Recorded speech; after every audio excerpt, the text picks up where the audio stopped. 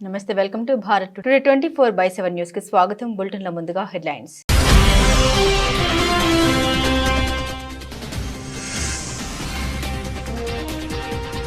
Delhi assembly ఎన్నికల్లో BJP Jayabheri. విజయోత్సవ సభకు హాజరైన ప్రధాని మోదీ.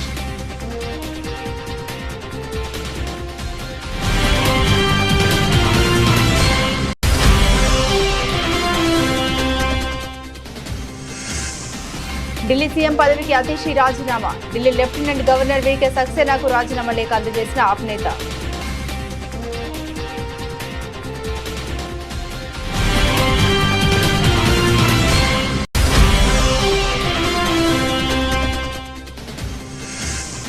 బీసీ కమిషన్ సంఘాల ప్రతినిధులతో మంత్రి పొన్నం ప్రభాకర్ సమావేశం. బీసీల సాధికారతపై వారి సూచన సీఎం దృష్టికి తీసుకెళ్తామని హామీ.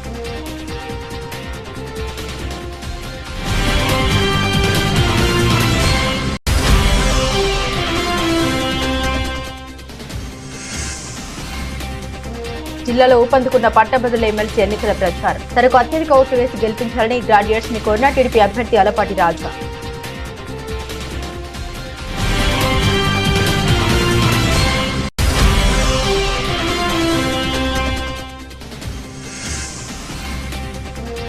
ఢిల్లీ ఎన్నికలను తెలంగాణ ఎన్నికలతో పోల్చిన బిడ్డూ రమణ, మహేష్ కుమార్ గౌడ్. తెలంగాణలో బీజేపీ ఎప్పటికీ అధికారంలోకి రాదని వ్యాఖ్య.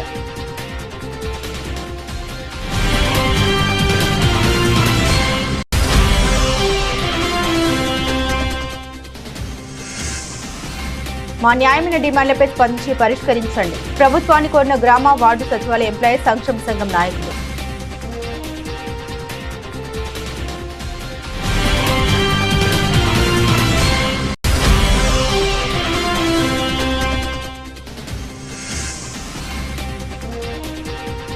కల్హజీ స్థానంలో గెలిచిన కాతేషి ధ్యాన్సులు. సిగ్గు లేకపోతే సరి అంటూ స్వాతి మలివాల్ విమర్శలు.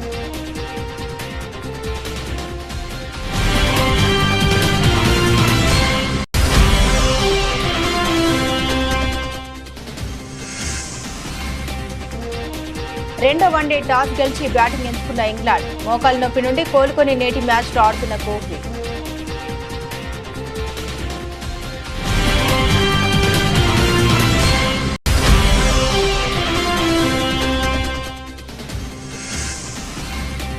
గత వారం రోజుల్లో 2,000కు పైగా పెరిగిన గోల్డ్. తమ వ్యాపారం పడిపోయిందని వాపోయిన వ్యాపారస్తులు.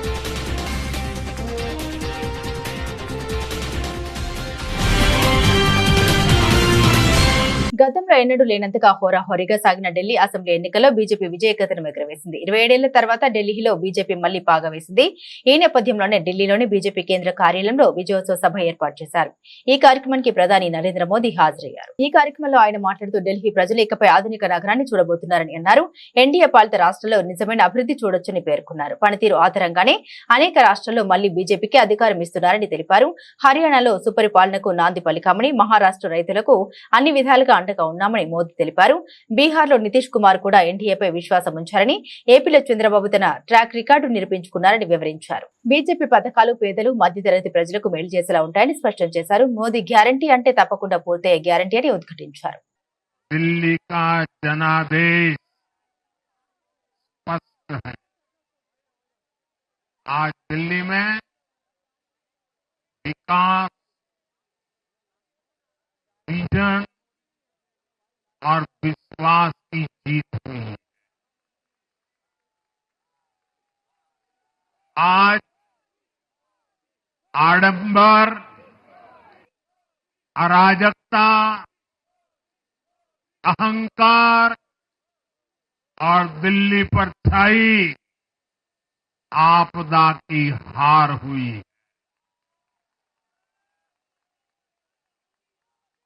इस नतीजे में भाजपा के कार्यकर्ताओं की दिन रात की मेहनत, उनका परिश्रम ये विजय को 4 चांद लगा देता।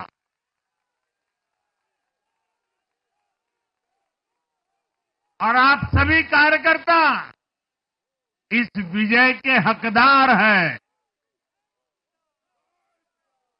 मैं भाजपा के प्रत्येक कार्यकर्ताओं भी आप सबको ये विजय की बहुत बहुत बधाई देता हूं। और आप सबने हर परिवार में मेरा एक पत्र पहुंचाया था और मैंने दिल्ली से प्रार्थना की थी कि 21वीं सदी में भाजपा को सेवा का अवसर दीजिए, दिल्ली को विकसित भारत की विकसित राजधानी बनाने के लिए भाजपा को मौका दीजिए। मैं दिल्ली के हर परिवारजन को मोदी की गारंटी पर भरोसा करने के लिए दिल्ली वासियों को सर झुका करके नमन करता हूं।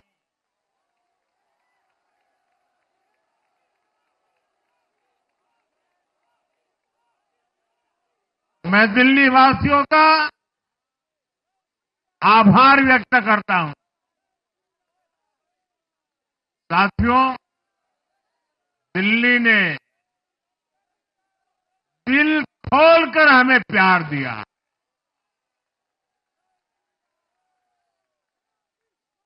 और मैं दिल्ली वासियों को फिर से एक बार विश्वास दिलाता हूं, आपके इस प्यार को सवा गुना करके विकास के रूप में हम लौटाएंगे।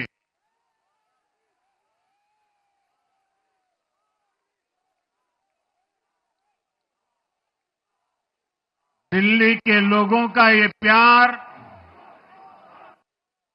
ये विश्वास हम सभी पर एक कर्ज है। इसे अब दिल्ली की डबल इंजन सरकार, दिल्ली का डबल तेजी से विकास करके चुकाएगी। ఢిల్లీ ముఖ్యమంత్రి పదవికి ఆమ్ ఆద్మీ పార్టీ సీనియర్ నేత ఆతిషి మార్లెనా రాజీనామా చేశారు. ఈ మేరకు ఆదివారం ఉదయం ఢిల్లీ లెఫ్టినెంట్ గవర్నర్ వీకే సక్సేనాకు తన రాజీనామా పత్రాన్ని అందించారు. అసెంబ్లీ ఎన్నికల్లో ఓటమి నేపథ్యంలో ఆతిషి సీఎం పదవికి రాజీనామా చేశారు. ఈ సందర్భంగా ఆతిషి మాట్లాడుతూ అసెంబ్లీ ఎన్నికల్లో ఓటమి తమ పార్టీకి పెద్ద ఎదురుదెబ్బ అని వ్యాఖ్యానించారు. పార్టీ ఓటమి పాలైనప్పటికీ బీజేపీ అక్రమాలు, అవినీతిపై తాము చేస్తున్న పోరాటం మాత్రం ఆపబోమని స్పష్టం చేశారు. పార్టీలో కీలక నేతలు ఓడిపోవడం విచారకరమని అన్నారు. తనపై నమ్మకంతో గెలిపించిన కల్కాజీ ఓటర్లకు ఆతిషి మరోసారి ధన్యవాదాలు తెలిపారు. కాగా ఢిల్లీ లిక్కర్ స్కామ్ కేసులో జైలు పాలైనప్పటికీ సీఎం పదవిని అంటిపెట్టుకుని ఉన్న కేజ్రీవాల్ బెయిల్ పై బయటకు వచ్చాక రాజీనామా చేశారు. పార్టీ సీనియర్ నేత ఆతిషిని ముఖ్యమంత్రి పదవిలో కూర్చోబెట్టారు. అనూహ్యంగా దక్కిన సీఎం పదవిలో బాధ్యతగా పనిచేస్తూనే ఎన్నికల తర్వాత మళ్లీ కేజ్రీవాల్ సీఎంగా ప్రమాణ స్వీకారం చేస్తారని ఆతిషి చెబుతూ వచ్చారు. అయితే తాజా ఎన్నికల్లో కేజ్రీవాల్ సహా పార్టీ కీలక నేతలు ఓటమి పాలవడంతో ఆతిషి తన పదవికి రాజీనామా చేశారు. కులగణన ద్వారా బీసీలకు సామాజిక న్యాయం అందించేందుకు రాష్ట్ర ప్రభుత్వం చిత్తశుద్ధితో పనిచేస్తోందని బీసీ రవాణా శాఖల మంత్రి పొన్నం ప్రభాకర్ స్పష్టం చేశారు. బీసీ కమిషన్, బీసీ సంఘాల ప్రతినిధులు, బీసీ మేధావులతో ప్రభుత్వ సలహాదారు కె కేశవరావుతో కలిసి ఆయన సచివాలయంలో సమావేశమయ్యారు. ఈ సందర్భంగా మంత్రి పొన్నం మాట్లాడారు. ప్రభుత్వం అత్యంత పారదర్శకంగా నిర్వహించిన కులగణన సర్వేపై కొన్ని ప్రతిపక్ష పార్టీలు అభ్యంతరాలు లేవనెత్తి సర్వేను తప్పులు పడుతున్నందున వాస్తవ పరిస్థితి వివరించేందుకే ఈ సమావేశం అని తెలిపారు. అనంతరం బీసీ సంఘాల ప్రతినిధులు లేవనెత్తిన సందేహాన్ని నివృత్తి చేశారు. అలాగే గ్రేటర్ హైదరాబాద్ పరిధిలో సర్వే పూర్తిగా జరగలేదంటూ వచ్చిన ఫిర్యాదుల్ని ప్రభుత్వం పరిశీలిస్తోందని మంత్రి చెప్పారు. ముఖ్యమంత్రి నేతృత్వంలో కులగణను అత్యంత పారదర్శకంగా నిర్వహించిన రాష్ట్ర ప్రభుత్వంపై బీజేపీ, బీఆర్ఎస్ తప్పుడు విమర్శలు చేస్తున్నాయని పొన్నం పేర్కొన్నారు. కాగా బీసీలకు 42% రిజర్వేషన్ల అంశానికి చట్టబద్దత కల్పించాలని, తమిళనాడు తరహా రిజర్వేషన్లు అమలు చేయాలని బీసీ సంఘాల ప్రతినిధులు ఈ సందర్భంగా మంత్రిని కోరారు. అలాగే కులగణనలో జరిగిన పొరపాట్లను సరిచేసేందుకు మిగిలిన సర్వే పూర్తి చేసేందుకు చర్యలు తీసుకోవాలని సూచించారు. ఓటర్ జాబితా కంటే తక్కువ జనాభా లెక్కలపై పరిశీలించి రీసర్వే చేయాలని కోరారు. బీసీల జనాభా తగ్గించిన పక్షంలో రిజర్వేషన్లపై ప్రభావం ఉంటుందని, అస్పష్టతతో స్థానిక ఎన్నికలకు వెళ్తే బీసీల రిజర్వేషన్లకు విఘాతం కలిగే అవకాశం ఉందని అభిప్రాయపడ్డారు. ఇందుకు స్పందించిన మంత్రి పొన్నం బీసీ డిక్లరేషన్ అమలు, కులగణన అంశంలో బీసీ సంఘాల ప్రతినిధులు చేసిన సూచనలు, ప్రతిపాదనలు, లేవనెత్తిన అంశాన్ని ముఖ్యమంత్రి దృష్టికి తీసుకెళ్లి వాటిపై తగు చర్యలు తీసుకుంటామని హామీ ఇచ్చారు. ఢిల్లీ అసెంబ్లీ ఎన్నికల్లో కూటమి మిత్రపక్షం బీజేపీ ఘన విజయం సాధించిన నేపథ్యంలో ఏపీ సీఎం చంద్రబాబు మీడియా సమావేశం ఏర్పాటు చేశారు. ఢిల్లీ ప్రజలు బీజేపీకి చారిత్రాత్మక విజయాన్ని అందించారని వివరించారు. ప్రధాని మోదీ సమర్థ నాయకత్వానికి సుస్థిర పాలనకు పట్టం కట్టారని, ఇది దేశ ప్రజలందరి గెలుపు అని అభివర్ణించారు. మనందరం గర్వపడే రాజధాని ఉండాలని కోరుకుంటాం. ఈ రోజు విజ్ఞతతో ఢిల్లీ ఓటర్స్ అందరూ కలిసి 27 సంవత్సరాల తర్వాత బీజేపీని ఎన్నుకున్నారు. ఒక చారిత్రాత్మక విజయం ఇది. ఎందుకు నేను ఈ మాట చెప్తున్నానంటే, ఈ రోజు గెలుపు అనేది ఒక బీజేపీకో ఒక ఢిల్లీలో ఉండే ప్రజలకే కాదు, భారతదేశంలో ఉండే ప్రజలందరికీ ఆత్మ గౌరవానికి సంబంధించిన విషయం. ఈ రోజు ఎక్కడికి పోయినా ప్రపంచంలో మీది ఏ దేశం అంటే భారతదేశం చెప్తాం. మీ రాజధాని ఏదంటే ఢిల్లీ అని చెప్పుకుని గర్వంగా చెప్పుకుంటాం. మనం అందరం కూడా మనకు మంచి భవిష్యత్తు ఉండాలి, ఎక్కువ అవకాశాలు ఎక్కడ ఉంటాయనుకుంటే మన రాజధానికి పోవాలనుకుంటాం. అది రాష్ట్ర రాజధాని గాని దేశ రాజధాని గాని యాస్పిరేషన్స్ ని ఫుల్ఫిల్ చేసే ప్లేస్ గా ఉండాలి. అలాంటి రాజధాని ఇటీవల కాలంలో ఒక వెదర్ పొల్యూషన్, ఒక పొలిటికల్ పొల్యూషన్, ఈ రెండు పొల్యూషన్స్ కలిపి ఢిల్లీకి పోవడం మానేసి ఢిల్లీ నుంచి వేరే ప్రాంతాలకు వెళ్లిపోయే పరిస్థితికి వచ్చారు. ఒకప్పుడు బీహార్ నుంచి ఒక ట్రైన్ ఎవ్రీడే లేబర్ అంతా కూడా అక్కడ పోయి పనిచేసుకుని మళ్ళా ఈవినింగ్ ఢిల్లీ నుంచి బీహార్కి వెళ్ళేవాడు. ఇప్పుడు బీహార్ నుంచి ఢిల్లీకి రావడంలా పరిపాలన అంటే ఎటుంటుందంటే ఒక్కొక్కసారి పరిస్థితులన్నీ కూడా తారుమారయ్యే పరిస్థితులు వస్తుంది. దానికి ఉదాహరణ ఢిల్లీ. అయితే ఇక్కడ ఏ మోడల్ వర్కౌట్ అవుతుంది భారతదేశంలో అనుకుంటే, ప్రపంచంలో ఎక్కడ గానీ భారతదేశంలో గానీ పీపుల్స్ ఫస్ట్ ఒక సస్టైనబుల్ మోడల్ క్రియేట్ చేయాల్సిన అవసరం ఉంది. అదే నరేంద్ర మోడీ ఒక సస్టైనబుల్ మోడల్ ని క్రియేట్ చేస్తున్నాడు. ఆయన్ని మనస్ఫూర్తిగా అభినందిస్తున్నాం. ఈ రోజు ఢిల్లీలో గెలుపు కూడా ప్రధానమంత్రి నరేంద్ర మోడీ గారిపై నుండే నమ్మకం. ఆ నమ్మకంతో ఢిల్లీ ప్రజలు నరేంద్ర మోడీ గారి నాయకత్వాన్ని బలపరిచారు. తెలంగాణలో అధికారంలోకి వస్తామని భారతీయ జనతా పార్టీ నేతలు కలలు కంటున్నారని, కానీ అవి పగటి కలలేనని తెలంగాణ పీసీసీ అధ్యక్షుడు మహేష్ కుమార్ గౌడ్ అన్నారు. ఢిల్లీ అసెంబ్లీ ఎన్నికల ఫలితాలపై పలువురు తెలంగాణ బీజేపీ నేతలు స్పందిస్తూ తెలంగాణలోనూ అధికారంలోకి వస్తామని ధీమా వ్యక్తం చేశారు. వారి వ్యాఖ్యలపై మహేష్ కుమార్ గౌడ్ స్పందించారు. ఢిల్లీ ఎన్నికలు తెలంగాణ ఎన్నికలకు చాలా తేడా ఉంటుందని ఆయన అన్నారు. ఢిల్లీలో ఎన్నికల ఫలితాల్ని చూసి బీజేపీ నాయకులు ఆనందిస్తూ ఉన్నారని, కానీ మన రాష్ట్రంలో ఎప్పటికీ గెలవలేరన్నారు.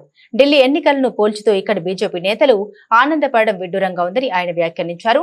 అరవింద్ కేజ్రీవాల్ స్వయంకృత అపరాధమే ఆమ్ ఆద్మీ పార్టీ ఓటమికి కారణమన్నారు. ఢిల్లీలో జరిగిన ఎన్నికల్ని చూసుకుని, అక్కడ ఫలితాలను చూసుకుని బీజేపీ నాయకులు అమితానంద పడుతూ ఉన్నారు.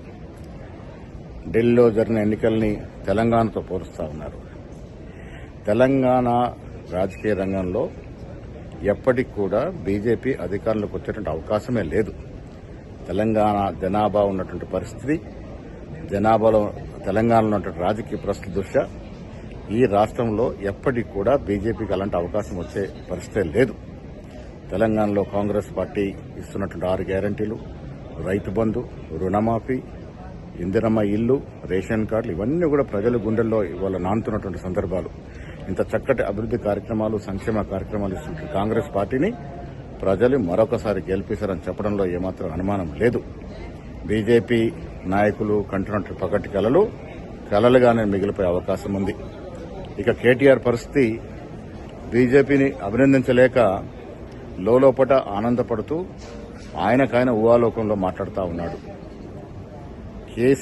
కేటీఆర్ శకం ఈ రాష్ట్రంలో ముగిసింది. కాంగ్రెస్ పార్టీ ఇస్తున్నటువంటి సంక్షేమ అభివృద్ది ఫలాలు వచ్చే ఎన్నికల్లో కూడా మళ్లీ కాంగ్రెస్ పార్టీని అధికారంలోకి తీసుకొస్తాయి. ఇదే మాదిరిగా దేశవ్యాప్తంగా కూడా రాను రోజుల్లో కాంగ్రెస్ పార్టీ పుంజుకుంటుందని చెప్పడానికి ఏమాత్రం అతిశయోక్తి కాదు. రాష్ట్రంలో ఉన్నటువంటి పరిస్థితులు, ఢిల్లీలో ఉన్నటువంటి పరిస్థితులు వేరు.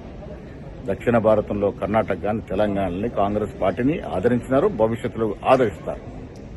ఎమ్మెల్సీ ఎన్నికల ప్రచారంలో జిల్లాలో ఊపందుకుంది. ఇందులో భాగంగా పట్టభద్రుల ఎమ్మెల్సీ అభ్యర్థి అలపాటి రాజా ఇందిరాగాంధీ మున్సిపల్ స్టేడియంలో ఫన్ టైం క్లబ్ వద్ద వాకర్స్ కలిసి ఎమ్మెల్సీ ఎన్నికల ప్రచారం నిర్వహించారు. పట్టభద్రుల ఎమ్మెల్సీ అభ్యర్థి అలపాటి రాజా వెంట ఎమ్మెల్యే గద్దె రామ్మోహన్ నాయుడు, గజ్జా క్రాంతి ఉన్నారు. ఎమ్మెల్సీ ఎన్నికల్లో గ్రాడ్యుయేట్స్ తనకు అత్యధిక ఓట్లు వేసి గెలిపించారని ఆయన కోరారు. గుంటూరు కృష్ణా ఉమ్మడి కూటమి అభ్యర్థిగా పోటీ చేస్తున్న సందర్భంలో నాకు ఓటు ఎందుకు వేయాలి అనే అంశాన్ని మేము ముందు ఉంచడానికి ప్రయత్నిస్తాను. మొన్న సాధారణ ఎన్నికల్లో ప్రజలు గొప్ప తీర్పు ద్వారా ఈ కూటమి ప్రభుత్వం ఏర్పడింది.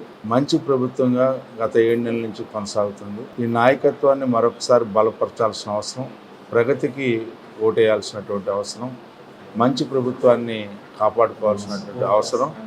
ఆ నేపథ్యంలో వ్యక్తిగా నేను ఎమ్మెల్సీగా వచ్చి మీ అందరినీ నాకు ఓటేయమని చెప్పి అడిగే సందర్భంలో మరి ఈరోజు ప్రజలు ఆలోచించాలి. పట్టభద్రులు మరి ముఖ్యంగా ప్రతి ఒక్కరు కూడా ఓటు నమోదైన ప్రతి ఒక్కరు కూడా పోలింగ్ బూత్కి వచ్చి ఓటు వేసి మంచి ప్రభుత్వానికి మద్దతు పలికి ప్రగతికి సోపానం అన్నట్టుగా నాకు ఓటు వేసి విజయాన్ని ఇవ్వాలని చెప్పి ఈ సందర్భంగా కోరుకుంటూ మరి ఈరోజు మంచి ప్రభుత్వం మంచి కూటమి నాయకత్వాన్ని అందరూ కూడా ఆహ్వానించాలి, మద్దతు పలకాలని చెప్పి కోరుకుంటూ సెలవు తీసుకుంటాను.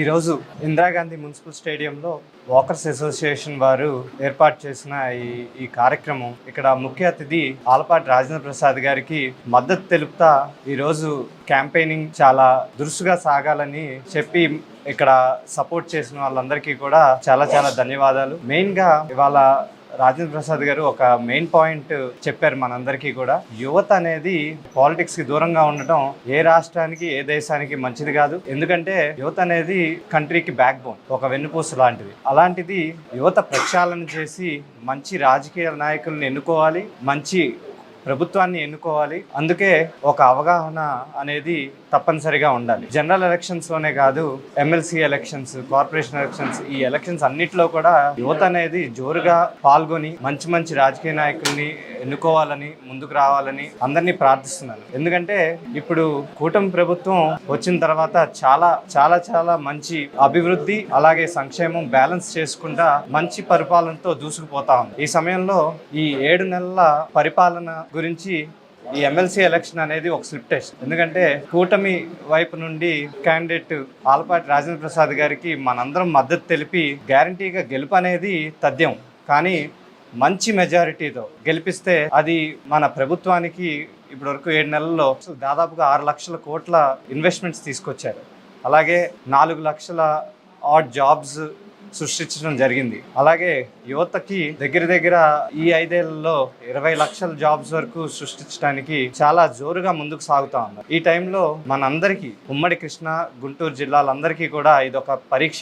జోరుగా ఓటేయటానికి అందరూ కూడా ముందుకు రావాలి. మెయిన్ ఎమ్మెల్సీ ఎలక్షన్ లో మనకి ఎప్పుడు కూడా ఓట్ పర్సంటేజ్ అనేది చాలా తక్కువగా ఉంటుంది. ఈసారి అలా జరగకూడదు. ఎందుకంటే ఎమ్మెల్సీ అనేది పెద్దవారి కౌన్సిల్, దానిలో కూడా మన కూటమి ప్రభుత్వం మార్క్ అనేది ఉండాల్సిందే. బిల్స్ అనేవి చక్కగా పాస్ అవ్వాలంటే, ఇంకేమన్నా మనం పనులు చేయించుకోవాలన్నా, డెవలప్మెంట్ అభివృద్ధి ముందుకు సాగాలన్నా కూడా మన కూటమి క్యాండిడేట్స్ కౌన్సిల్లో ఉండటం మనకు చాలా ముఖ్యం. అందరూ కూడా నిర్లక్ష్యం చేయొద్దు. ఓటింగ్ అనేది 27వ తారీఖున జరగబోతా ఉంది. ప్రయారిటీ బేసిస్లో ఉంటుంది ఈ ఓటింగ్. మన జనరల్ ఎలక్షన్స్ లాగా టిక్ పెట్టి వచ్చేయటం కాదు. అందరూ కూడా ప్రయారిటీ నెంబర్ 1 మీద ఆలపాటి రాజేంద్ర ప్రసాద్ గారికి ఓటేయాలని కోరుకుంటూ ఇట్లు మీ గద్దె క్రాంతి కుమార్. మాజీ సీఎం వైఎస్ జగన్ విద్యా వ్యవస్థను ఎంతగానో అభివృద్ధి చేశారని ఎమ్మెల్సీ పర్వతరెడ్డి చంద్రశేఖర్ రెడ్డి అన్నారు. విద్యకు అధిక ప్రాధాన్యం ఇచ్చి పిల్లలకు గొప్ప చదువులు అందించారని, కానీ నేడు చంద్రబాబు వచ్చాక మొత్తం విద్యా వ్యవస్థను భ్రష్టు పట్టించారని విమర్శించారు. స్కూళ్లను మూయించేందుకు కుట్ర పన్నుతున్నారని ఆరోపించారు. మీ అందరికీ తెలుసు, మాజీ ముఖ్యమంత్రి వర్యులు జగన్మోహన్ రెడ్డి గారు ఎడ్యుకేషన్ సిస్టమ్కి ఎంత ప్రయారిటీ ఇచ్చినారన్నది అందరికి కూడా తెలుసు. ఈరోజు కనుక గవర్నమెంట్ స్కూల్స్ని కానీ గవర్నమెంట్ కాలేజెస్ని కానీ మనం ఒక్కసారి కనుక వెళ్ళి చూస్తే అసలు మనం గవర్నమెంట్ స్కూల్స్ని ఈ విధంగా ఊహించుకోగలమా? అంటే మనం చిన్నప్పుడు ఇంకొక 15-20 సంవత్సరాల క్రితం గవర్నమెంట్ స్కూల్స్ ఎలా ఉన్నాయి, ఈరోజు గవర్నమెంట్ స్కూల్స్ ఎలా ఉన్నాయి, ఎంత మార్పు వచ్చింది, ఎంత అభివృద్ధి చెందుతూ ఉంది అన్నది స్పష్టంగా ప్రతి ఒక్కరికి కూడా అర్థమవుతుంది. అయితే జగన్మోహన్ రెడ్డి గారు అనేక సంస్కరణలను తీసుకొని వచ్చి విద్యా విప్లవాన్ని తీసుకొని వచ్చారు. ఒక ఆంధ్ర రాష్ట్రంలో, భారతదేశంలోనే కాదు ప్రపంచ దేశాలకి సంబంధించి కాంపిటేటర్స్గా మన గవర్నమెంట్ స్కూల్ స్టూడెంట్స్ ఎదిగేలాగా జగన్మోహన్ రెడ్డి గారు చేసినటువంటి ప్రయత్నం ఒక అద్భుతం. ఈ విషయంలో ఆంధ్ర రాష్ట్ర ప్రజలు ఎవరు కూడా కాదనలేరు. చంద్రబాబు నాయుడు గారు 100 సంవత్సరాలు సీఎంగా ఉన్నా కూడా ఆయన ఇంత గొప్పగా గవర్నమెంట్ ఎడ్యుకేషన్ సిస్టమ్ని మార్చే అవకాశం అయితే లేదు. అయితే ఈ 9 నెలల్లో, అంటే సుమారుగా 8 నెలల్లో మాత్రమే పూర్తయింది. చంద్రబాబు నాయుడు గారి ప్రభుత్వం ఈ విద్యా వ్యవస్థకు సంబంధించి ఒక డిజాస్టర్, అంటే ఏ విధంగా ఆ వ్యవస్థని నాశనం చేస్తా ఉన్నారు అన్న దానికి నేను మీకు కొన్ని ఉదాహరణలు కూడా తీసుకొని వస్తాను. ఆయన చేసింది ఒక విద్యా విప్లవం అయితే, ఈయన చేసింది టోటల్గా విద్యా వ్యవస్థని కొలాప్స్ అయ్యే పరిస్థితికి తీసుకొని వస్తా ఉన్నారు గవర్నమెంట్ ఎడ్యుకేషన్ సిస్టమ్ని. ప్రధానంగా మీరు కనుక ఎలక్షన్ ముందు కనుక చూసుకుంటే జీవో నెంబర్ 117 రద్దు అనే విషయాన్ని తెలుగుదేశం కూటమి పార్టీ పెద్ద ఎత్తున ప్రజల ముందుకు తీసుకుని వచ్చింది. 117 జీవో రద్దు చేస్తామని వారు మేనిఫెస్టోలో కూడా ప్రకటించారు. అంటే 117 జీవోని రద్దు చేస్తాము అని. అంటే అందరూ కూడా అనుకోని ఉంటారు, తెలియ చాలా మందికి 117 జీవో అంటే ఏంటి, 117 జీవో రద్దు చేసిన దానివల్ల ఈ రాష్ట్రం చాలా బాగుపడుతుందేమో, పేద ప్రజలు వాళ్ళ యొక్క పిల్లల్ని అత్యద్భుతంగా చదివించుకుంటారేమో, పెను మార్పులు వస్తాయని చెప్పి చాలా మంది ఆశపడ్డారు. అంటే ఈ 117 జీవో గురించి అవగాహన కూడా లేక నేను చెప్తున్నాను. 117 జీవో అంటే ఏంటి? మామూలుగా మన ఎడ్యుకేషన్ సిస్టంలో 3 రకాల స్కూల్స్ ఉన్నాయి. ఒకటి ప్రైమరీ స్కూల్స్, అంటే 1 నుంచి 5వ తరగతి దాకా ప్రైమరీ స్కూల్స్ ఉంటాయి. 2 యూపీ స్కూల్స్ 7వ తరగతి దాకా ఉంటాయి. హై స్కూల్స్ 10వ తరగతి దాకా ఉంటాయి. అయితే జగన్మోహన్ రెడ్డి గ్రామ వార్డు సచివాలయ ఉద్యోగుల సమస్యలపై కూటమి ప్రభుత్వం స్పందించి పరిష్కరించాలని రాష్ట్ర ప్రభుత్వానికి గ్రామ వార్డు సచివాలయ ఎంప్లాయీస్ వెల్ఫేర్ అసోసియేషన్ అధ్యక్షుడు ఎం మనోహర్ బాబు విజ్ఞప్తి చేశారు. ఇంతవరకు ప్రమోషన్ పాలసీ లేదని వెంటనే రూపొందించి అమలు చేయాలని ప్రభుత్వాన్ని కోరారు. తమ న్యాయమైన డిమాండ్లను పరిష్కరించకుంటే వచ్చే ఏప్రిల్లో ఉద్యమ కార్యాచరణ ప్రకటిస్తామని ప్రభుత్వాన్ని హెచ్చరించారు. గ్రామ వార్డు సచివాలయ ఎంప్లాయీస్ వెల్ఫేర్ అసోసియేషన్ ఆధ్వర్యంలో వెటర్నరీ కాలనీలోని AP agricultural officers association meeting హాల్లో శనివారం సమావేశం జరిగింది. ఈ సమావేశంలో అసోసియేషన్ రాష్ట్ర అధ్యక్షులు ఎం మనోహర్ బాబు, రాష్ట్ర ప్రధాన కార్యదర్శి కె అజయ్ బాబు, అసోసియేషన్ అధ్యక్షుడు కె బాబురావులు పాల్గొని మాట్లాడారు. తమకు జీతభత్యాలు మదర్ డిపార్ట్మెంట్ నుండి చెల్లించాల్సిందిగా ప్రభుత్వాన్ని కోరారు.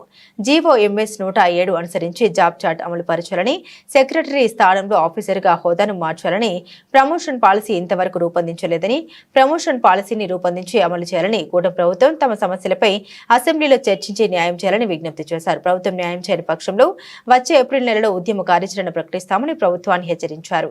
ఈ సమావేశంలో యుఎన్జీఓ రాష్ట్ర అధ్యక్షుడు రాంబాబు, గ్రామ సచివాలయ సెక్రటరీలు పెద్ద సంఖ్యలో పాల్గొన్నారు. స్టీరింగ్ కమిటీ మీటింగు ఏర్పాటు చేసుకున్నాం. రాష్ట్రంలో ఉన్న 11,000 పైచిలుకు ఉద్యోగుల యొక్క ప్రధానమైనటువంటి సమస్యల మీద చర్చించి తీర్మానాలు ఆమోదింపజేసుకొని ఒక నిర్దిష్టమైన కార్యాచరణ ఈరోజు ప్రకటించడానికి ఈ మీటింగ్ ఏర్పాటు చేసుకోవడం జరిగింది. ప్రధానంగా 2019 గ్రామ వార్డు సచివాలయ వ్యవస్థ ఏర్పాటు చేసినప్పటి నుండి ఈ సచివాలయ వ్యవస్థలో ఉన్నటువంటి వెల్ఫేర్ అండ్ ఎడ్యుకేషన్ అసిస్టెంట్ అటువంటి ఉద్యోగులు అనేక సమస్యలని ఎదుర్కొంటూ గవర్నమెంట్ యొక్క పథకాలు, వారి యొక్క ఆలోచన, ప్రత్యేకంగా పౌరుల యొక్క సేవల్లో ఎక్కడ కూడా వెనక దక్కకుండా పనిచేస్తూ ఉన్నారు. అయితే ఉద్యోగ పరంగా వారికి వచ్చేటువంటి ప్రధానమైన సమస్యల మీద గత ప్రభుత్వం, ఈ ప్రభుత్వం ఇంకా అడ్రస్ చేయనందుకు, పరిష్కారానికి కనీసం చొరవ చూపినందుకు చాలా మనోవేదనకు గురి అవుతూ ఉన్నాము. ప్రత్యేకంగా జీతభత్యాల చెల్లింపు విషయంలో ప్రతి నెల మానసికంగా ఇబ్బంది పడుతూ ఉన్నాం.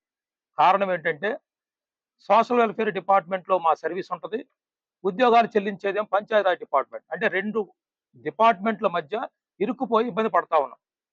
కాబట్టి మా సర్వీసు రూల్ ఎక్కడ ఉంటుందో అక్కడే మా జీతభత్యాలు చెల్లించాలనేది మా ప్రధానమైనటువంటి సమస్య. ఇది డిమాండ్గా ఈరోజు మరి ఏర్పాటు చేసుకోవడం జరిగింది. రెండో అంశం ఏంటంటే మరి 107 జీవో ప్రకారం మాకు జాబ్ చార్ట్ ఇచ్చారు ఈ ఉద్యోగం మమ్మల్ని ఏర్పాటు చేసుకున్నప్పటి నుంచి. అయితే ఆ జీవోకి ఎగనెస్ట్ గా అందరికీ నమస్కారం అండి. నా పేరు బిరియం మనోహర్ బాబు, గ్రామ వార్డు సచివాలయం ఎంప్లాయీస్ వెల్ఫేర్ అసోసియేషన్ రాష్ట్ర అధ్యక్షులుగా పనిచేస్తున్నాను. ఈరోజు ఇక్కడ విజయవాడలోని అగ్రికల్చర్ భవన్లో రాష్ట్రంలో ఉన్న వెల్ఫేర్ మిత్రుల సమస్యలు, వాటి యొక్క ప్రణాళిక ఎలా సాధించుకోవాలి అనే దాని మీద రాష్ట్ర స్థాయి కార్యవర్గ సమావేశం ఈరోజు ఇక్కడ జరుగుతుంది. ప్రధానంగా వెల్ఫేర్లు, రాష్ట్రంలో ఉన్న వెల్ఫేర్లు ఎదుర్కొంటున్న ప్రధాన సమస్యలు, మేము జాబ్ జాయిన్ అయ్యి రేపు అక్టోబర్ 1వ తారీఖు 6 సంవత్సరాలు పూర్తి 7వ సంవత్సరం వస్తుంది. ఇంతవరకు మాకు ప్రమోషన్ ఛానల్ అనేది ప్రభుత్వం వాళ్ళు ఇంకా క్రియేట్ చేయలేదు. దాని మీద రెండోది మాకు జాబ్ చార్ట్, స్పష్టమైన జాబ్ చార్ట్ అనేది లేదు.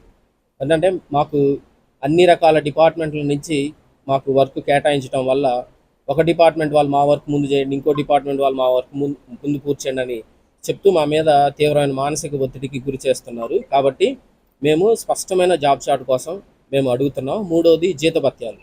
మా జీతభత్యాలు మా పేరెంట్ డిపార్ట్మెంట్ నుంచి ఇవ్వాల్సిందిగా మేము కోరుతున్నాం. ఎందుకంటే మాకు సంబంధించి సోషల్ వెల్ఫేర్ డిపార్ట్మెంటు మాకు ఎస్ఆర్ ఓపెన్ చేయడం కానీ, అన్నీ మా రిక్రూట్మెంట్ కానీ మాకు సంబంధించి అన్నీ కూడా సోషల్ వెల్ఫేర్ డిపార్ట్మెంటే చూసుకుంటున్నారు. ఓన్లీ ఒక జీతాలు మాత్రమే వేరే డిపార్ట్మెంట్ వాళ్ళు పెడుతున్నారు. అలా కాకుండా జీతభత్యాలు కూడా మా పేరెంట్ డిపార్ట్మెంట్ నుంచి మాకు ఇవ్వవలసిందిగా మేము కోరుతున్నామండి. ఈ 3 ప్రధాన సమస్యలు, ఈ ప్రధానంగా మేము సాధించుకోవాల్సిన సమస్యలు, వీటి మీద ఈరోజు సమావేశం ఇక్కడ ఏర్పాటు చేయడం జరిగింది. ఢిల్లీ అసెంబ్లీ ఎన్నికల్లో ఆమ్ ఆద్మీ పార్టీ హేమహేమిలు మట్టికరిచారు. కల్కాజీ స్థానం నుండి గెలిచిన ముఖ్యమంత్రి అతిషి మాత్రం సంబరాలు చేసుకున్నారు. కార్యకర్తలతో కలిసి డ్యాన్సులు చేశారు. అతిషి సెలబ్రేషన్స్ వీడియోలు వైరల్ అవుతున్నాయి. దీనిపై రాజ్యసభ సభ్యురాలు స్వాతి మలివాల్ స్పందించారు. ఓవైపు ఆమ్ ఆద్మీ పార్టీ ఎన్నికల్లో కుదేలైతే అదేమీ పట్టినట్టు అతిషి సిగ్గు లేకుండా డ్యాన్సులు చేస్తున్నారు అంటూ మలివాల్ మండిపడ్డారు. అధినేత అరవింద్ కేజ్రీవాల్ భవిష్యత్తు గురించి తలుచుకొని తీవ్ర ఆవేదనకు గురవుతుంటే అతిషికి చీమ కుట్టినట్టుగా కూడా లేదని విమర్శించారు. టీమిండియా ఇంగ్లాండ్ మధ్య 3 వన్డేల సిరీస్ లో భాగంగా నేడు 2వ వన్డే జరుగుతుంది. కటక్ లోని బారాభతి స్టేడియం ఈ మ్యాచ్ కు వేదిక. ఈ పోరులో టాస్ గెలిచిన ఇంగ్లాండ్ బ్యాటింగ్ ఎంచుకుంది. 4 ఓవర్లు ముగిసేసరికి ఇంగ్లాండ్ స్కోర్ వికెట్ నష్టపోకుండా 28 పరుగులు. ఓపెనర్లు బెన్ డకెట్ 22, ఫిల్ సాల్ట్ 6 పరుగులతో ఆడుతున్నారు. మోకాలి నొప్పితో తొలి వన్డేకు దూరమైన విరాట్ కోహ్లీ ఈ మ్యాచ్ లో ఆడుతుండడం టీమిండియాకు సానుకూల అంశం. కోహ్లీ జట్టులోకి రావడంతో యశస్వి జైస్వాల్ ను తప్పించారు. ఈ మ్యాచ్ ద్వారా మిస్టరీ స్పిన్నర్స్ వరుణ్ చక్రవర్తి అంతర్జాతీయ వన్డే క్రికెట్ లో అరంగేట్రం చేస్తున్నారు. ఈ సిరీస్ లో తొలి వన్డేలో టీమిండియా విజయం సాధించడం తెలిసిందే. ఇవాల్టి 2వ వన్డే కూడా గెలిస్తే సిరీస్ టీమిండియా వశమవుతుంది. దేశవ్యాప్తంగా ఈరోజు బంగారం, వెండి ధరలు స్థిరంగా ఉన్నాయి. ఈ క్రమంలో నేడు ఫిబ్రవరి 9, 2025వ తేదీన ఉదయం 6:23 గుడ్ రిటర్న్స్ వెబ్సైట్ ప్రకారం చూస్తే 24 క్యారెట్ల 10 గ్రాముల బంగారం ధర 86,670 రూపాయలుగా ఉండగా 22 క్యారెట్ల 10 గ్రాముల గోల్డ్ రేటు 79,450 రూపాయలకు చేరుకుంది. ఈ క్రమంలో గత 8 రోజుల్లో బంగారం ధరలు దాదాపు 2,000 రూపాయలకు పైగా పెరిగాయి. ఇదే 24 క్యారెట్ల 10 గ్రాముల పసిడి ధర ఫిబ్రవరి 1న 84,490 రూపాయలుగా ఉంది. ఇక వెండి రేట్ల విషయానికి వస్తే గత 8 రోజుల్లో కూడా ఇవి హెచ్చు తగ్గులకు లోనవుతూ ఒకే స్థాయికి వచ్చాయి. ప్రస్తుతం కిలో వెండి ధర 99,500 రూపాయలు ఉండగా ఫిబ్రవరి 1వ తేదీన కూడా వెండి రేటు ఇదే స్థాయిలో ఉంది. అంతేకాదు పుత్తడి ధరలు భవిష్యత్తులో 1,00,000 రూపాయలకు చేరుతాయని నిపుణులు చెబుతున్నారు. ఈ క్రమంలో బంగారం ధర క్రమంగా పెరగడం వల్ల గత 8 రోజుల్లో తమ వ్యాపారం 25% పడిపోయిందని పలువురు వ్యాపారులు అన్నారు. పెళ్లిళ్ల సీజన్ కావడంతో కస్టమర్ల రాక బాగానే ఉంది. కానీ ప్రస్తుతం 22 క్యారెట్ల బంగారు ఆభరణాలకు బదులు అనేక మంది 18 క్యారెట్ల బంగారు ఆభరణాల వైపు మొగ్గు చూపుతున్నారని వెల్లడించారు. ఈ క్రమంలో ప్రస్తుతం బంగారం ధరల పెరుగుదల ట్రెండ్ కొనసాగుతుందని అన్నారు. దీనికి ప్రధాన కారణం ప్రపంచవ్యాప్తంగా ఉన్న పరిస్థితులతో పాటుగా దేశీయ అంశాలు కూడా కారణాలుగా ఉన్నాయన్నారు. బులెటిన్ ముగించే ముందు హెడ్లైన్స్ మరోసారి.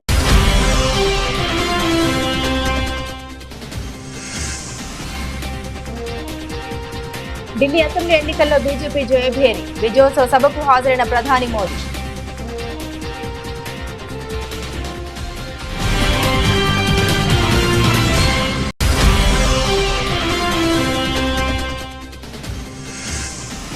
ఢిల్లీ సీఎం పదవికి అతిషి రాజీనామా. ఢిల్లీ లెఫ్టినెంట్ గవర్నర్ వీకే సక్సేనాకు రాజీనామా లేఖ అందజేసిన ఆప్ నేత.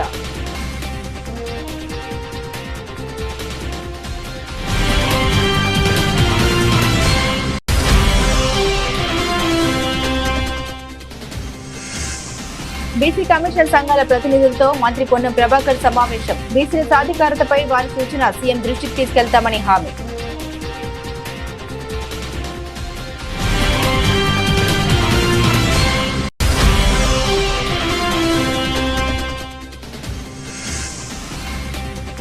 జిల్లాలో ఊపందుకున్న పట్టభద్రుల ఎమ్మెల్సీ ఎన్నికల ప్రచారం. తనకు అత్యధిక ఓట్లు వేసి గెలిపించాలని గ్రాడ్యుయేట్స్ ని కోరిన టీడీపీ అభ్యర్థి అలపాటి రాజా.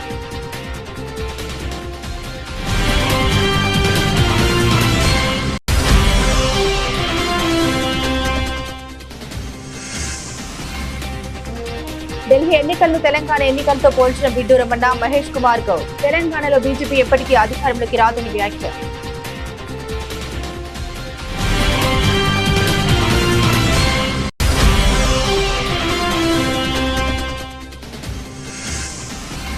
మా న్యాయమైన డిమాండ్లపై స్పందించి పరిష్కరించండి. ప్రభుత్వాన్ని కోరిన గ్రామ వార్డు సచివాలయ ఎంప్లాయీస్ సంక్షేమ సంఘం నాయకులు.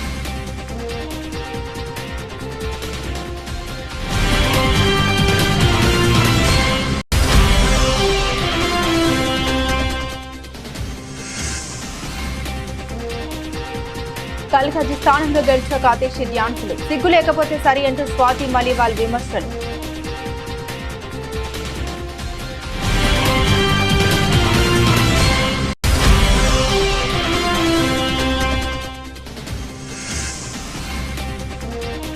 రెండో వన్డే టాస్ గెలిచి బ్యాటింగ్ ఎంచుకున్న ఇంగ్లాండ్. మోకాలి నొప్పి నుండి కోలుకొని నేటి మ్యాచ్లో ఆడుతున్న కోహ్లీ.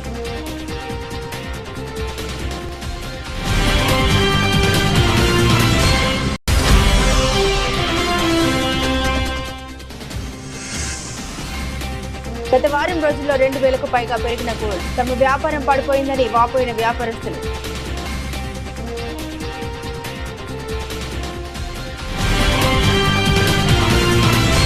ఇవి ఈ బులెటిన్లోని విశేషాలు. తిరిగి మరో బులెటిన్తో మళ్ళీ కలుసుకుందాం. అంతవరకు సెలవు. నమస్కారం.